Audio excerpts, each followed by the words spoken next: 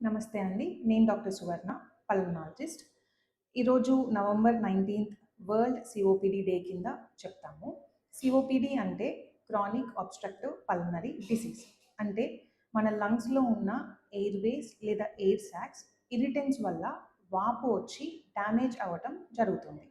ఇది దేని వల్ల ఎక్కువ వస్తుంది అంటే స్మోకింగ్ చేయడం వల్ల, అలానే ఎయిర్ పొల్యూషన్ వల్ల, లేకపోతే టాక్సిక్ గ్యాసెస్ కానీ ఫ్యూమ్స్ కానీ ఎక్స్పోజర్ ఉన్నప్పుడు కానీ, లేకపోతే బయోమాస్ ఫ్యూయల్ ఎక్స్పోజర్ అంటాము. అంటే ఇది వరకు కట్టెల పొయ్య అని చెప్పి యూజ్ చేసేవాళ్ళు. ఆ స్మోక్ వల్ల సిఓపిడి వచ్చే ఛాన్స్ ఉంటుంది. ఎవరికైనా సరే ఆయాసం ఉన్నా, లేకపోతే దగ్గు, అది కూడా 2 మంత్స్ కంటే ఎక్కువ దగ్గు, గల్ల రాటము, పిల్లి కూతలు రాటము, లేకపోతే రిపీటెడ్గా లంగ్ ఇన్ఫెక్షన్స్ రావటము, స్మోకింగ్ ఎక్స్పోజర్ ఉన్న వాళ్ళకి సిఓపిడి ఉండే ఛాన్స్ అయితే ఉంటుంది.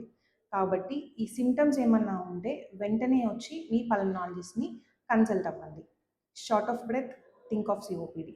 Thank you.